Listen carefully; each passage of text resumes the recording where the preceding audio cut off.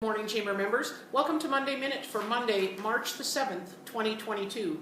I have some information for you and some documentation on submissions the Canadian Chamber has made pre-budget to the Canadian government.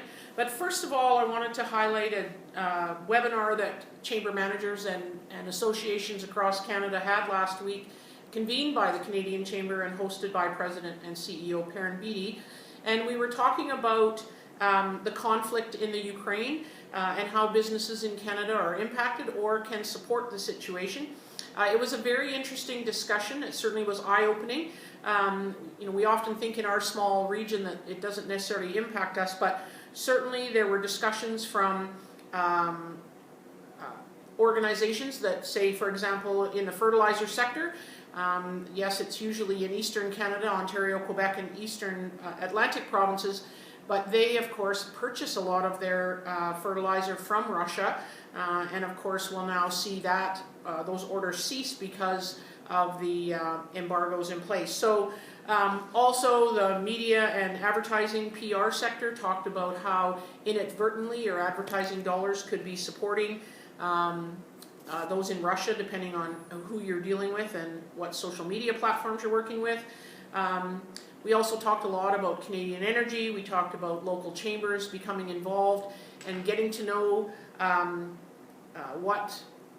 if there are refugees to come, could we offer jobs, and are there ways that we could help support anybody that ends up here in our community.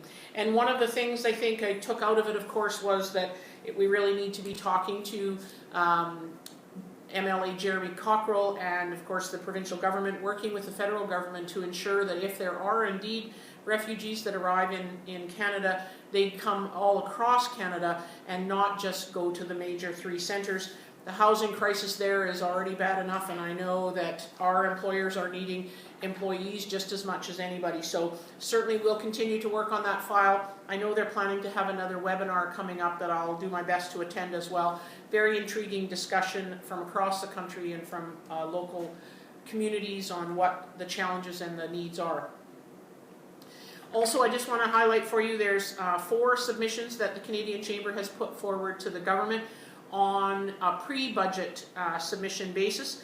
Basically, it's the digital services tax, and I mention these only that if it's of interest to you, you could look at any of them, of course.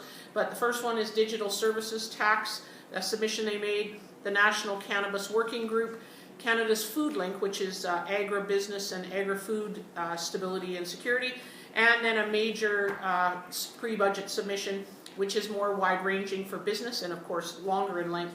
But interesting read, and there may be some information in there that's of value to you. So I give you all that information today, and I wish you nothing but a great week in business. Great weather today, so we hope that that continues, and we'll hope to talk to you soon. Take care. Have a great day.